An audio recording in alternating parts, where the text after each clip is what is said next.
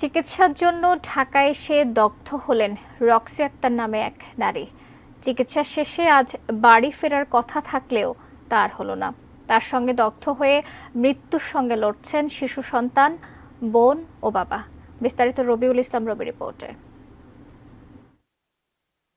Brain টিউমারের অপারেশনের জন্য মাত্র 10 দিন আগে কক্সবাজারের মহেশখালীর মাইজপাড়া গ্রাম থেকে ঢাকায় আসেন রক্সি আক্তার।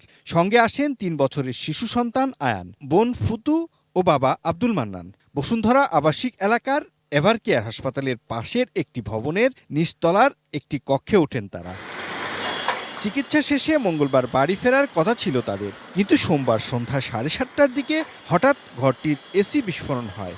দগ্ধ হয় 4 জনই। তাদের উদ্ধার করে স্থানীয় হাসপাতালে নেওয়া হয়। কারেন্ট চলে গেছে, তখন আমি ওনাদের গার্ড যারা আছে তাদের সাথে কথা বলার জন্য বের হয়েছি। এর পর কারেন্ট আসছে, কারণ আসার 1 মিনিটের মধ্যে ওই রুমের ভিতর দেখি উত্তপ্ত আগুন। আমি ওখানে রুমের পাশে গিয়ে দেখি ওরা বাইরে মানে লাফ দিয়ে বের হয়েছে আর কি, ওখান থেকে আগুনের ভিতর থেকে। তখন দেখি অবস্থা খুবই ভয়াবহ। ডাক্তারের পরামর্শে উন্নত চিকিৎসার জন্য নেওয়া হয় শেখ হাসিনা জাতীয় বার্ন ইনস্টিটিউটে। শিশু আয়ানের 70% ও তার মা সহ অন্যদের শ্বাসনালীর 50% পুড়ে গেছে।